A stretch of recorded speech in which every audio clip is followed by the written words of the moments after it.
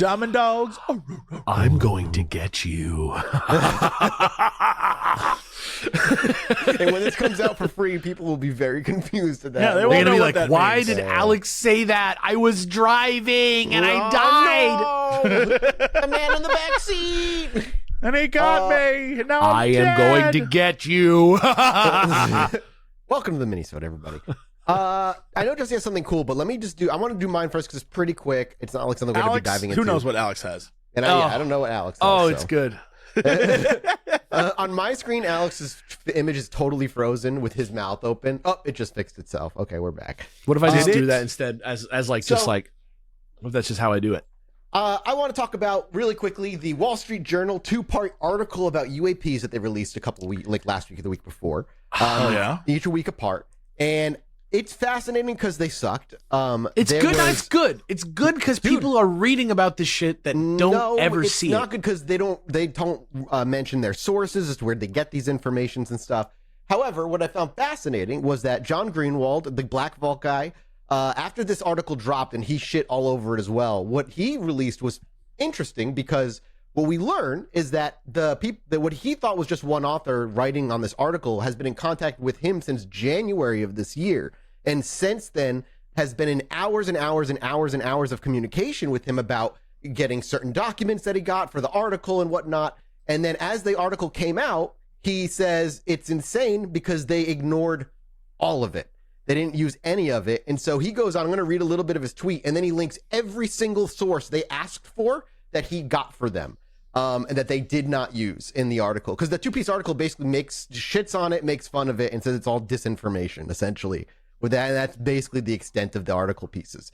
So he goes, this was how the author, and what he was under the impression that there was only one, described the recent Wall Street Journal 2-part UAP piece. As promised, I waited until part 2 came out to fully judge, but the final piece is clearly not what was pitched. Part 1 was largely unsourced with no real evidence presented, while part 2 seemed to not be a part 2 at all, but dove into mostly information that's already been published before, with the exception of one thing that did interest me, but I'll get to that in a different day because I'm not entirely convinced there's truth to it. So he goes on to say that in this thread, he won't share any of the private communications because, you know, privacy stuff. But what he does share is his conversations took place over the course of numerous days, stretched over a couple of months. He was first approached January 21st, and he was on numerous phone calls about what this article was going to be. Topics included Luis Elizondo's story, the TTSA, and CRADA, which are like just more TTSA government agency branches, but also the UAP cover-up overall, historical documents, UAP photos, the blanket overclassification of UAP visual imagery, tactics by the DoD to cover up issues relating to this when using FOIA, AAWSAP, UAP Task Force, NASA, UAP. Like, it's just a list of stuff he goes over and over and over. And he goes on to say, my angle has never been pushing the alien hypothesis. Rather, I push hard on why the secrecy exists at all. If you take most of the skeptical angles on UAP, much of the secrecy to the extent it goes to, and the tactics that we see to cover it up, it doesn't make much sense. And as most of the world and mainstream media focuses on ufology post-2017, the history with evidence shows this goes back much farther, some of which remains unexplained. And with the passage of time, the government loses more and more of that history, like the documents just disappear. And after filing 11,000 FOIA requests or so, I can tell you that although lost documents happen, it seems oddly unique to the UAP topic, where more interesting historical UAP records have all been lost from agencies including the CIA, NSA, and the Air Force. So with that in mind, that the records I sent over were not trying to push the alien narrative, here is a breakdown of the material. Although I understand story angles can change, and the above list of issues is quite long and would require a book to properly cover, what the story was told to me, which is why I spent time helping, was wildly different than what was published. And then so he goes on. And so he lists things. He's got a CIA. I'm going to give you guys the link to that Twitter thread because you can just like go look at the link.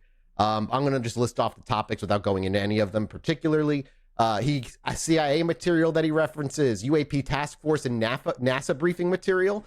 This one's interesting too because I don't know if you boys ever seen that one, but it's literally a briefing between the UAP Task Force and NASA. And there's a part where it says there's 3 possible UAP explanations and 2 of them are heavily redacted. Then there's Navy UAP photo secrecy. I hate exactly. that. That's so dumb, isn't it? Documents on the TTSA, the root of the present day sea. Like, it's a list that goes on and on and on of all these documents he put out there. They use none of it. And it's just, again, another one of those. It's out there to shit on the UAP thing and make most people who are not going to find this just read it and then disregard the topic completely again. So that, I just want to lay that at the feet of the people. Be aware of it. There's certainly an element to UAPs that's going undiscussed. There's certainly some reason why this keeps occurring, and it's certainly not just at this point to point out every time it seemingly is happening with like evidence that it shouldn't be. The problem is nobody has any idea what the fuck it is. Even as we see all these memos, even as we see all this stuff, nothing that we've seen really makes it. The fucking cool videos from last week of those that was like trying those lights. Yeah, those were awesome. Weird ways. Nothing gives me any deeper understanding of what might be the reason I don't know everything there is to know about UFOs. That's my thing. Really quickly, I'm going to do mine because it's kind of a silly one, but I also want to do a mini one before I do my real one, because I almost did this, but it's not really that much of a story, but I thought it was interesting. The Relay 2 satellite was launched in 1964. It's like a Vietnam era satellite. It looks like it's made of paper. It's some dumb old satellite design from back in the day. I kind of wish it was origami just in space. Yeah. That'd be amazing. It really does. It almost looks like it is. Look at this image. I don't know if you can see it with that link, but try to see it. Oh yeah, it's like old timey.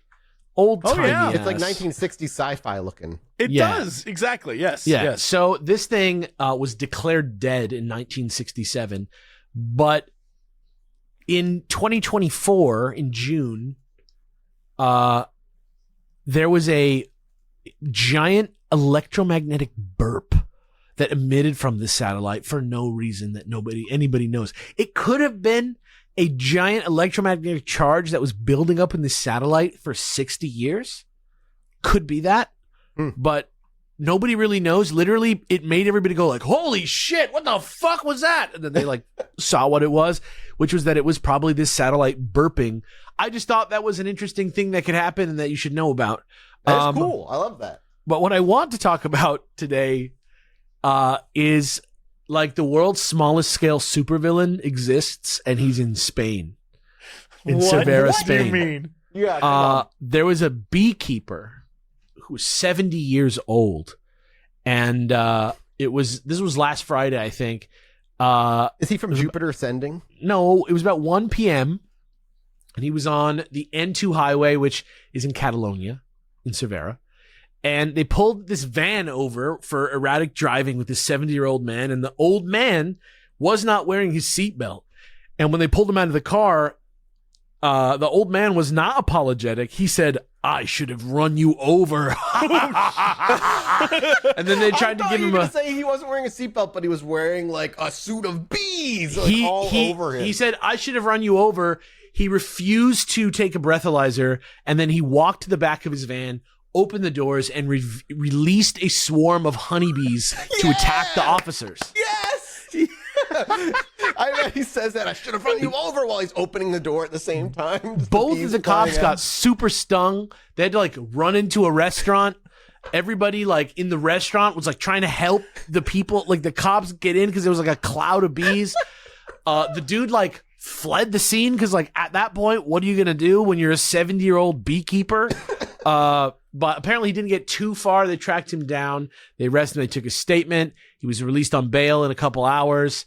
Both officers went to urgent care, got cortisone, and the local newspaper, Segre, reported that the man may have been judicially acquitted of assault because he's like a weird, crazy old man that doesn't deserve to be punished, maybe. But dude, is it true just that when you get old, you just can't be arrested for anything like for long? Like, goddamn. Dude, who knows? But apparently in May, like there was like a protest in Spain because people are like so violent towards the cops. Very different situation than what's going on in my country at this time. Yeah, our where cops are just like the citizenry is just unleashing bees upon the traffic cops at routine traffic stops. Yeah, I love that, dude. We need to do that here. Apparently in 2024, there was 223 assaults in January alone on cops in Catalonia, which is not a big place. And in 2024 altogether, there was like 2,500 assaults. This one just happened to, not all of them involved bees, probably honestly just this one. We got our bee guy, but when do we get like our wasp terrorist? The wasp terrorist, that guy is in Metal Gear Solid 3, and he is scary as fuck. But if you want to see something else, I just want you guys to, this will be the last bit of the story that I want to show you guys. You guys got to see this, just because, come on. I mean, is it his bee car? You got to just, it's him getting taken away. I mean, it's too funny. It looks like he really is. He is a villain. It looks like Dengar. Yeah. Do you think when they said like, "What's in the back of your car, sir?" He turned to them and said, "What could it be?" And then opened it and they attacked. Like, I need that. I have no idea. Somebody from the boys universe who just gets the shittiest power when getting injected. I love this guy. He talks to the bees. He commands them. He doesn't really have a power so much as he just owns many bees. He just owns many bees. He's like if Ant-Man wasn't a genius. He just had ants. Yeah, that's kind of just an ant keeper. I don't know. Amazing. Anyway, that's my mini-sode topic for this week. Well, and I did not want that to be the one we waited for till the very That'd end. be hilarious. Honestly, though, it would have been acceptable. I would have accepted it. I am glad we've saved this for last, because it's going to make Alex's head hurt. It's going to make Mathis say a lot of crazy things. Am I just going to do mushrooms again? Is that what it's going to make me go do? It really is. All right. So I'll just ask the question: what if everything we knew about time was completely wrong? That would make a lot of sense to me. I'm going to use some text over on Study Finds. Okay. We did an article on this, but also Gunther Kletschka at the University of Alaska Fairbanks is the big focus here. He has developed a mathematical model in which he proposes that time has 3 dimensions instead of 1. And this could finally unite quantum mechanics and Einstein's theory of relativity into one single theory. Okay. Right now, Einstein explains big things like planets and black holes perfectly. Quantum mechanics explains things like tiny particles perfectly. But when scientists try to combine them, they find out, like a great example, what happens inside a black hole, right? The math completely breaks down.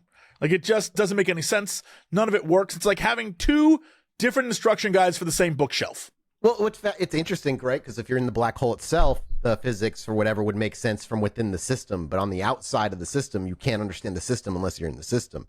You can only look on the outside of it. Damn. Well, it's like Newtonian physics would make no sense to, if we were in a black hole, would make no sense to the universe above it, because our Newtonian physics, we have our own little situation going on. Yeah. So Gunther says, think of time like a braided rope. From far away, it looks like a single strand moving in one direction, but up close, you can see it's actually 3 separate cords twisted together. That's essentially what he's proposing about time itself. Time in its 3 dimensions, he breaks it down. The first dimension of time controls the tiniest processes in the universe.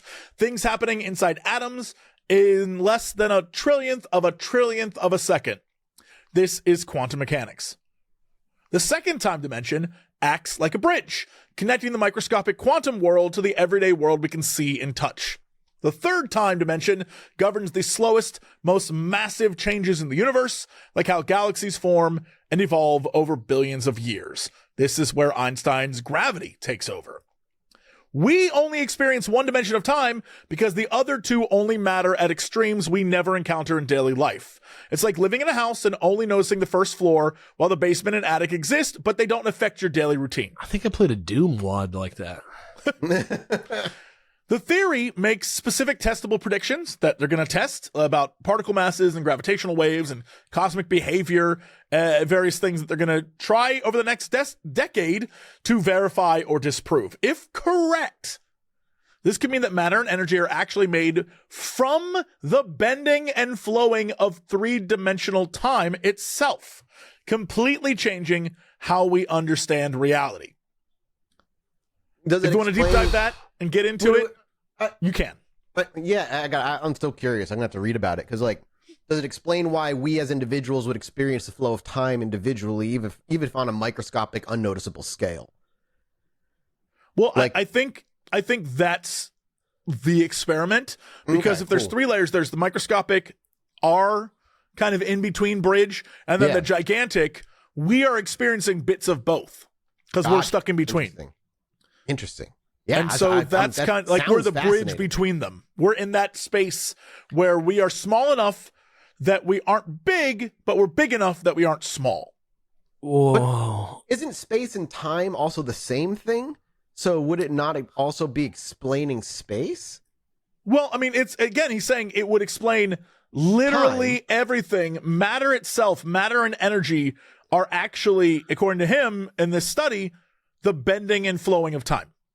That is so fucking interesting. I can patterns in light or something. I can start to listen to the words and unpack it and kind of conceptually understand what you're talking about. And then you're like, I don't know. But no matter what I do, I'm gonna be completely wrong about my understanding of it until a scientist explains it to me.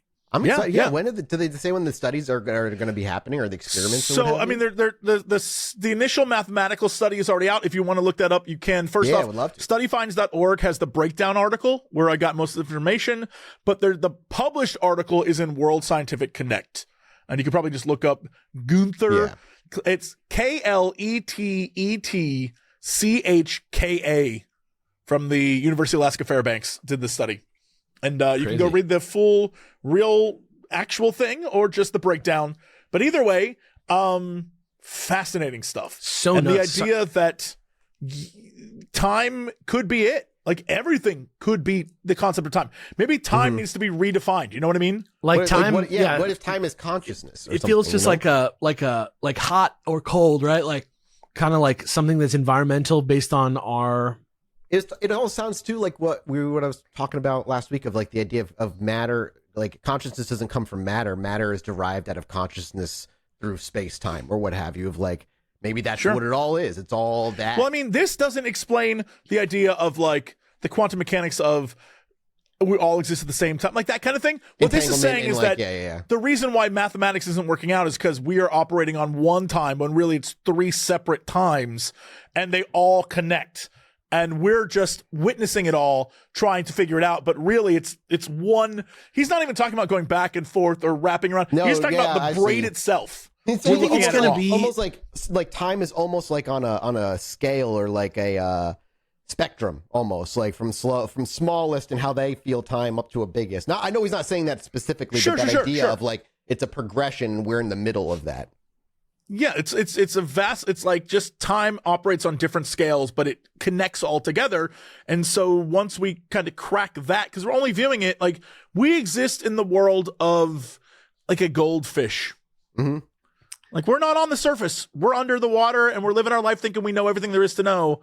But there's so much more, and that's kind of the vibe here. Is that we aren't. It's always been there, and it will always be there, at least according to him. Now, again, this could be one of those things, because he said it's either to verify or disprove. This could be wrong. It's just a theory right now. Do you think, or I guess hypothesis. Do you think that when we finally, like, if in our lifetimes, somehow scientists prove the nature of existence in some sort of definitive way like that, do you think that our brains will be able to just sort of like naturally perceive it? Do you think it'll be simple in that way? Like how you can kind of perceive the end of Evangelion? You know what I mean? Interesting. Yeah. Yeah. I don't know if it'll do anything quite that dramatic, but I could see like it might reframe how things are. I perceive the world at the very least on a personal level. If they throw physics out for a completely different system in like 5 years. I mean, there wasn't physics 100 years ago, like the way that we know it. Right. So, I mean, we did have math. I was watching a video about how like they had models of like the orbits of Earth that were perfectly predictable to where like the stars would be, but it was wrong because they had like the math worked out in the wrong way, and it was like fascinating. It's like, yeah, he could literally have like built a mathematical representation of time, and it might work out, but it might be wrong at the same time. Yeah, like, I think I just said this on some other show. I'm not sure, but I watch that show QI all the time. It's like this UK show that's just like people saying interesting educational shit and making jokes about their dicks. Yeah. But but they did a thing where, because the show has been on for like 25 seasons or some crazy amount of, it's like been on for years and years and years. And so like there's one guy on it who's always on every episode of the show, and they were like referencing like, hey, do you remember like when we did X, Y, and Z? It was like, yeah. Well, ever since then, like since the beginning of the show, like it was like a crazy number. It was like 85% of the things that we've said on the show are like incorrect. That's like nuts. Since like in the time since. Like that's awesome too. Knowledge has been updated to like better reflect reality in the sense that it wiped out much of the information that's mentioned in the show. It's like really kind of interesting, like the accuracy. And we are living through, like, it's not making a lot of mainstream stuff, but we're living through like breakthrough after scientific breakthrough revolution. when it comes I think that's to the key. quantum mechanics and understanding. Like you saying, we're living through breakthrough after breakthrough, and no one seems to care. I have a feeling if they came out and said the way we understand reality is a little bit, people would be like, I got kids and bills. Like, how does this the affect new me? understanding of reality sucked your dick? It would be like all over the news. Somehow people, if it hawked to it would be an international sensation. And it's like the weird takeaway I get from you saying that is like, it's like that's what capitalism does. It prevents humanity from being able to learn and explore wonder, in actual to think ways freely. because you're too worried about shit that in the end genuinely won't matter. Correct. Yeah. I mean, that's why the literal philosophers in ancient like Athens, they didn't do nothing except sit there and think and like sit under trees and talk to each other. Again, they were privileged as hell, but like, oh, absolutely. But some of the stuff they were that's saying their back job. Then, some of the stuff they were saying back then has now come in like proven weirdly right in quantum mechanics now, because the stuff, just like the thought experiment puzzles that have no solution now make sense in other ways. And obviously they were very wrong on a whole lot of shit too, but still. Yeah, I wish we had we still have philosophers today, but they don't hold the communal sway or importance they once may have. Sadly, most academia isn't, hey, let's sit around and think. It's like, well, I got to find a way to generate money to fund my next project, so I got to do a bunch of bullshit. Like it's not the way it used to be, and that's sad. Thankfully, we have people that are coming up with, and again, I don't know the likelihood of this being successful, but the idea of this dude is like, I'm going to change time. Hopefully that'll get the man some money to do some research. You know what I mean? That's it. That's all. Challenge is like figure shit out. That would be cool. Yeah. Seeing a single atom do like quantum processes due to like a laser beam and stuff, like, more of that shit, because that shouldn't be possible. Please. Yeah. Well, on that, and I love that, on that quantum discovery of time, or potential discovery of time, we're off. We'll be back next week with another mini-sode here on patreon.com/Chilluminati pod. We appreciate your support. We love you. Goodbye. Bye. Bye.